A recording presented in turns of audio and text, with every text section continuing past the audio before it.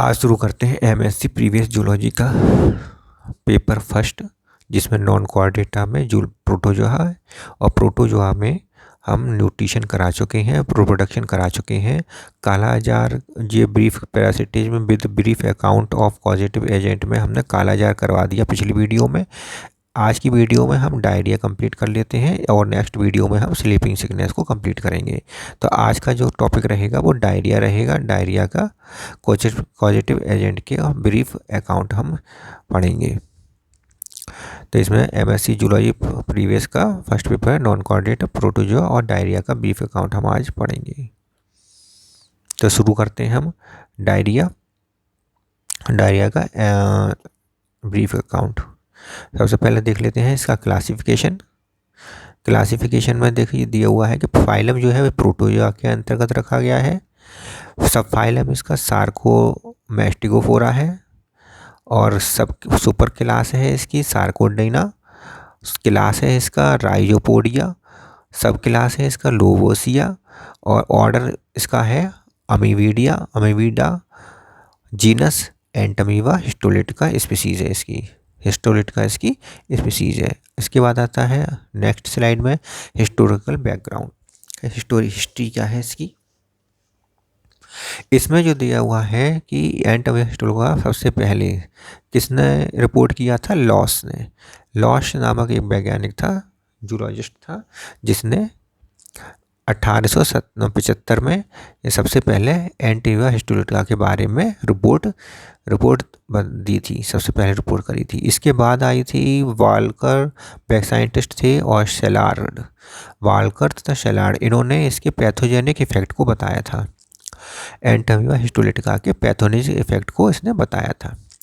एंटमीवा histolytica का जो meaning है, एंट से शब्द लिया गया वो इंटेस्टाइन से लिया गया है। अमीवा का मतलब होता है शेप चेंज करने वाला।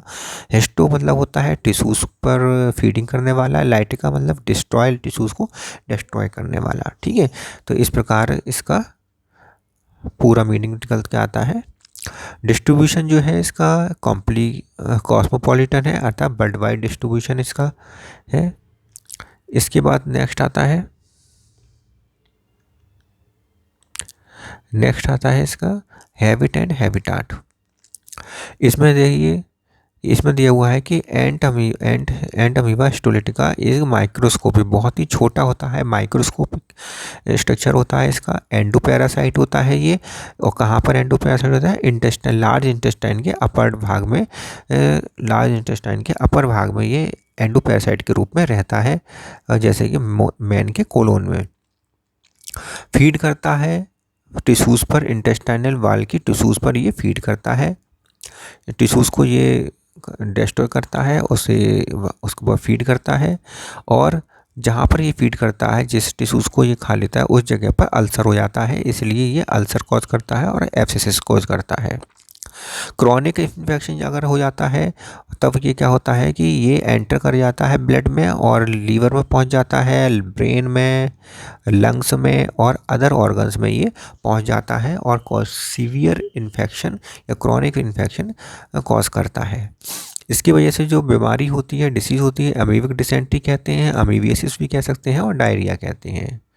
ठीक है, नेक्स्ट आता है इसका स्ट्रक्चर के बारे में जो हम देख लेते हैं कि स्ट्रक्चर जो होता है इसमें दो डिस्टिंक्ट फॉर्म पाई जाती हैं। एक तो होता है ट्रोफोजॉइड, जिसे मैग्ना फॉर्म कहते हैं। ट्रोफोजॉइड बड़ा होता है स्ट्रक्चर, इसलिए मैग्ना फॉर्म कहते हैं। प्रीसिस्टिक फॉर्म होता है दूसरा होता है प्रीसिस्टिक फॉर्म, जो छोटा होता है, स्मॉल फॉर्म होती है, इसलिए इसे माइन्यूटा फॉर्म कहते हैं। जो डायग्राम आप देख रहे हैं ये ट्रोफोजॉइड फॉर्म का है। तो ट्रोफोजॉइड फॉर्म जो बड़ी होती है, मैग्ना फॉर्म होती है। इसका साइज होता है 20 से 30 माइक्रोन मीटर होता है, डायमीटर होता है इसका। मेजर पैरासाइट होता है, एक्टिव होता है और मोटाइल एडल्ट होता है। मोटाइल क्यों होता है? क्योंकि इसमें सीडोपोडिया पाया जाता है, एक सीडोपोडिया पाया जाता है। ये फीडिंग करता है, फीडिंग फॉर्म है, फीडिंग करने का काम करता है। पैथोजेनिक फॉर्म है, मेन में पैथोजेनिक पैथोजेनिक फॉर्म में मैन में डिसीज उत्पन्न करता है। साइटोप्लाज्म जो होता है वो एक्टोप्लाज्म और एंडोप्लाज्म में डिफ्रेंशिएटेड है। एक्टोप्लाज्म जो है वो क्लियर है, नॉन ग्रेनुलर है और हाईलाइन है, जबकि एंडोप्लाज्म जो है वो ग्रेनुलर होता है और फ्लूड लाइक होता है। कैसा होता है? ग्रेनुलर होता है तथा फ्लूड लाइक होता है। नेक्स्ट बढ़ते हैं, स्यूडोपोडिया पाया जाता है इसमें। स्यूडोपोडिया जो है वो एक होता है, राउंडेड होता है, शॉर्ट होता है और ब्रॉड होता है, एक्टोप्लाज्म का बना हुआ होता है। ये इंपॉर्टेंट बात है कि स्यूडोपोडिया एक्टोप्लाज्म का बना हुआ आता है, इसमें एंडोप्लाज्म का कोई भाग रोल नहीं लेता है। स्यूडोपोडिया एक सिंगल होता है, इसलिए इसका स्ट्रक्चर जो है वो मोनोपोडियल होता है। मोनो मतलब एक, सिंगल, और पोडियल मतलब स्यूडोपोडा। तो स्यूडोपोडिया एक ही होता है, इसलिए इसे मोनोपोडियल स्ट्रक्चर कहते हैं। इसमें जो मूवमेंट होता है स्यूडोपोडिया के कारण, उससे हम कहते हैं लाइमैक्स टाइप मूवमेंट। क्या कहेंगे उसे? लाइमैक्स टाइप मूवमेंट कहेंगे। न्यूक्लियस जो होते हैं 4 से 6 माइक्रोन मीटर डायमीटर के होते हैं। इसमें न्यूक्लियर मेम्ब्रेन सबसे बाहर की तरफ पाई जाती है। उसमें न्यूक्लियर मेम्ब्रेन के जस्ट नीचे क्रोमेटिन ग्रेन्यूल्स पाए जाते हैं और सेंटर में कैरियोसोम या न्यूक्लियोलस पाया जाता है। प्रेजेंस ऑफ द आरबीसी जो पाई जाती है इसमें फूड वैक्यूल्स में पाई जाती है। ये इसका करेक्टरिस्टिक फीचर है कि फूड वैक्यूल के अंदर आरबीसी पाई जाती है, क्योंकि जब ये आरबीसी का भक्षण करते हैं, को खा लेते हैं, तब ये फूड वैक्यूल के अंदर आरबीसी चली जाती है, इसीलिए फूड वैक्यूल के अंदर आरबीसी पाई जाती है। कॉन्ट्रैक्टाइल वैक्यूल नहीं पाया जाता है, एब्सेंट रहता है, क्योंकि ये आइसोटोनिक सॉल्यूशन में होते हैं, आइसोटोनिक मीडियम में होते हैं ये। ठीक है, आइसोटोनिक मीडियम में क्यों होते हैं? क्योंकि जो एनिमल इंटेस्टाइन का जो मीडियम है और इनके अंदर का भी जो मीडियम है वो समान होता है, इसलिए आइसोटोनिक मीडियम होता है। इसलिए वाटर को इनके अंदर ना तो आ सकता है ना वाटर इनमें जा सकता है, इसलिए क्या है कि इसमें कॉन्ट्रैक्टाइल वैक्यूल का कोई रोल नहीं होता है। अगर इसके अंदर वाटर आता है ना, अगर ये मीडियम हाइपोटोनिक होता और वाटर इनके अंदर आता, तब उसको वाटर को बाहर निकालने के लिए कॉन्ट्रैक्टाइल वैक्यूल की आवश्यकता होती, लेकिन ऐसा नहीं है। लेकिन इसमें ऐसा नहीं है। तो हाइपोटोनिक सॉल्यूशन हाइपोटोनिक मीडियम नहीं होता, बल्कि कैसा मीडियम होता है इंटेस्टाइन का? इनके बॉडी के समान होता है, अर्थात आइसोटोनिक मीडियम होता है, जिस कारण कॉन्ट्रैक्टाइल वैक्यूल की आवश्यकता नहीं होती है। अगला देखते हैं माइन्यूटा फॉर्म या प्रीसिस्टिक फॉर्म। इसका साइज छोटा होता है, इसलिए इसे माइन्यूटा फॉर्म कहते हैं। तो ये छोटा होता है, 7 से 10 माइक्रोन मीटर का होता है, डायमीटर का होता है। इसमें ना तो कोई स्यूडोपोडियम होते हैं और ना ही इसमें कॉन्ट्रैक्टाइल वैक्यूल होते हैं। ठीक है, और कॉन्ट्रैक्टाइल वैक्यूल तो होते ही नहीं है, स्यूडोपोडियम भी इसमें नहीं पाया जाता है। ये ल्यूमेन में, इंटेस्टाइन के ल्यूमेन में पाया जाता है, इंटेस्टाइन के ल्यूमेन के अंदर रहता है। इसी में सिस्ट की फॉर्मेशन होती है, एनसिस्टमेंट होता है। जब इसमें सिस्ट की फॉर्मेशन हो जाती है तो सबसे पहले जो सिस्ट की फॉर्मेशन होती है वो 10 से 15 माइक्रोन मीटर का सिस्ट बनता है, और ये 3 स्टेजेस में होता है। सबसे पहले जो बनता है वो यूनिन्यूक्लिएट सिस्ट बनता है। यूनिन्यूक्लिएट सिस्ट में क्या बनता है? सिस्ट यूनिन्यूक्लिएट स्ट्रक्चर होता है प्रीसिस्टिक फॉर्म का।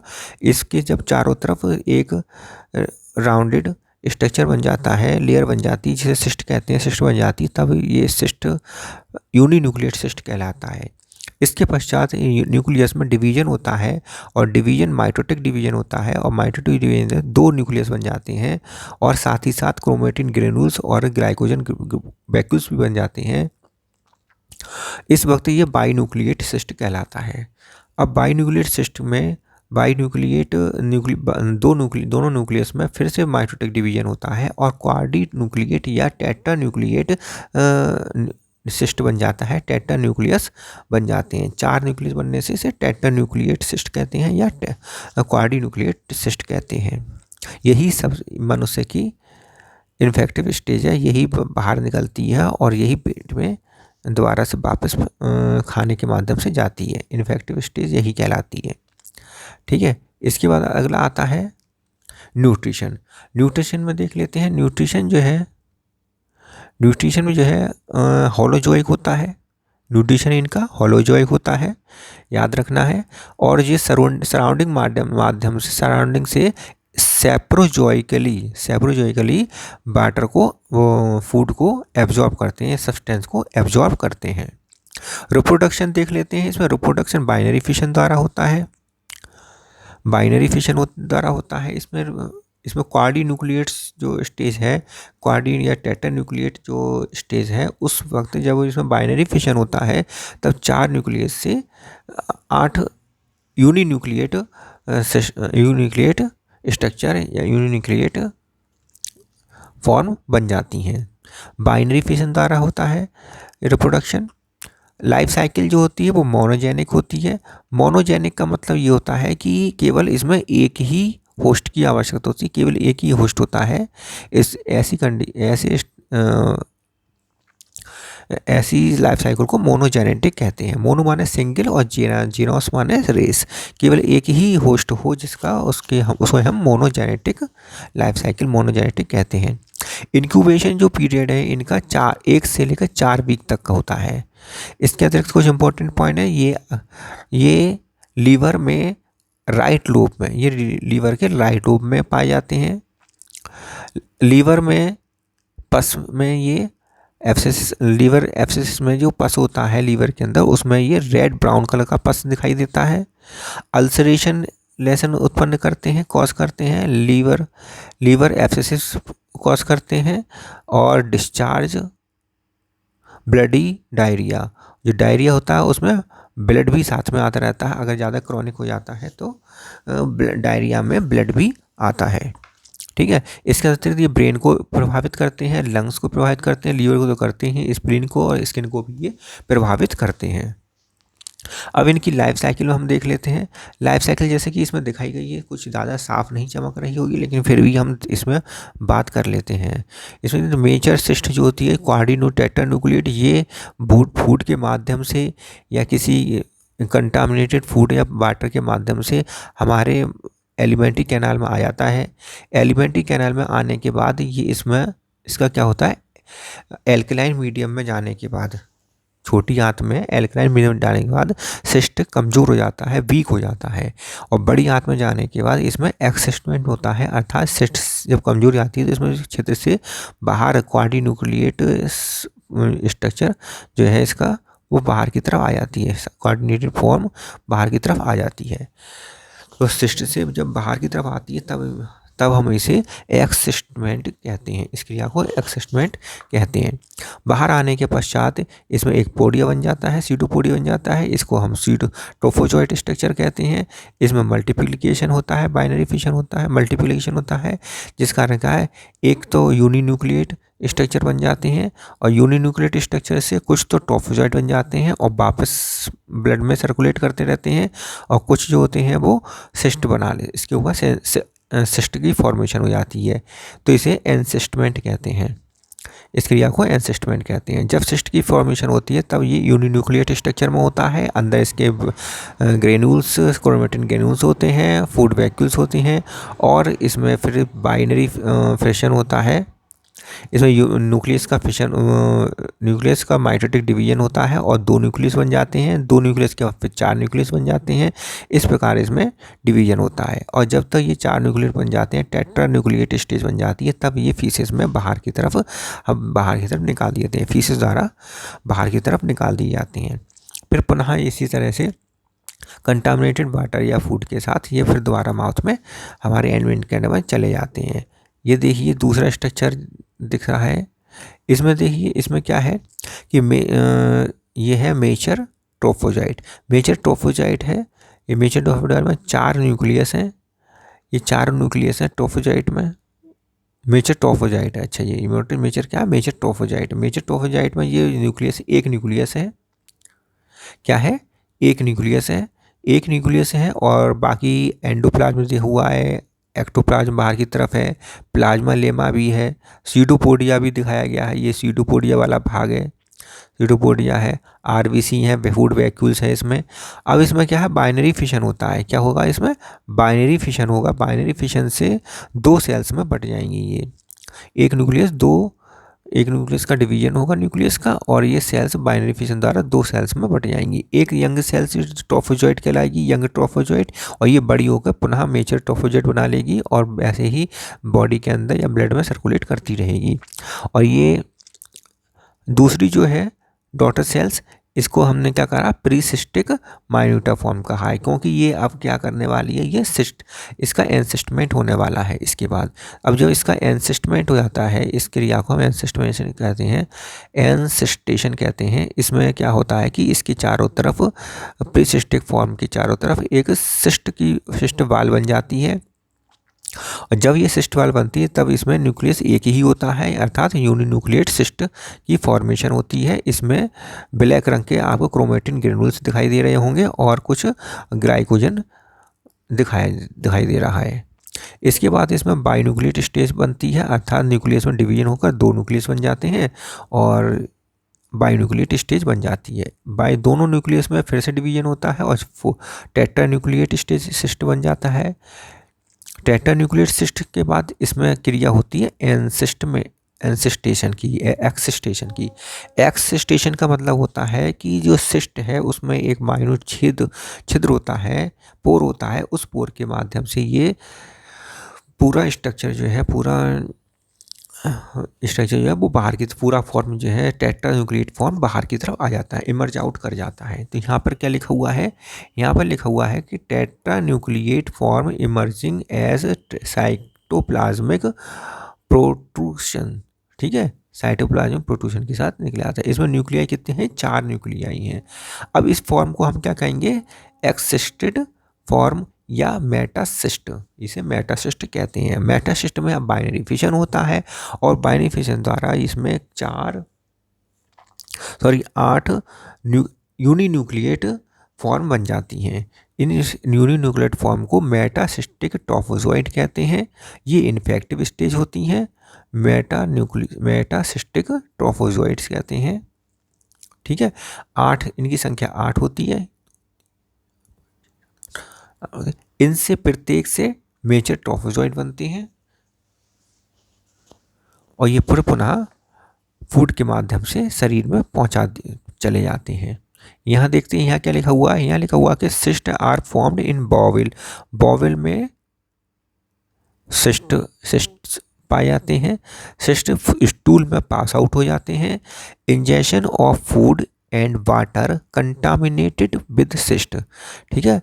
अब ये वाटर कंटामिनेटेड सिस्ट्स के द्वारा, कंटामिनेटेड वाटर या फूड के द्वारा इंजेस्ट कर ले जाते हैं, इंटेस्टाइन में पहुंच जाते हैं। सिस्ट रीचेस इंटेस्टाइन में पहुंच जाते हैं। Cyst wall weakened by alkaline pH. Alkaline pH में सिस्ट वाल कैसी हो जाती है, वीकेंड हो जाती है, कमज़ोर हो जाती है। एक्सिस्टेशन अकर 4 न्यूक्लियाई अकर आउट। 4 न्यूक्लियाई बाहर आ जाते हैं। 4 न्यूक्लियाई वाला स्टेज जो है वो बाहर आ जाता है एक्सिस्टेशन में।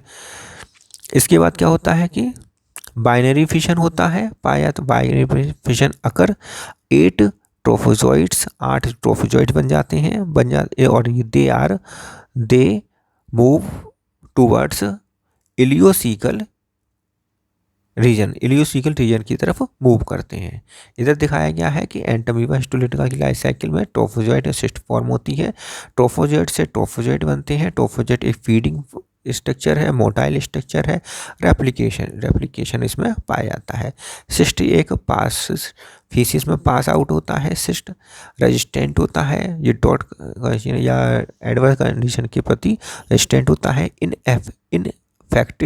इन्फेक्टिव स्टेज होता है।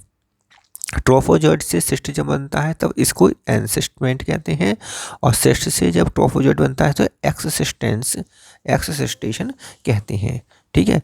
इस प्रकार क्या है कि इसकी लाइफ साइकिल कंप्लीट हो जाती है और इसकी लाइफ साइकिल के साथ साथ इसके स्ट्रक्चर सब कुछ हमने बता दिया है। इतना काफ़ी है ब्रीफ अकाउंट के लिए और आज के लिए ब्रीफ अकाउंट इसका कंप्लीट हो जाता है। डायरिया कंप्लीट हो जाता है। इसके बाद हम अगला नेक्स्ट जो देखेंगे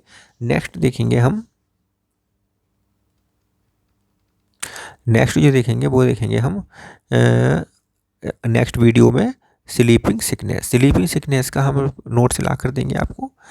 इसके बाद फिर इसे कंप्लीट हो जाने के बाद फिर पॉरीफेरा स्टार्ट करते हैं।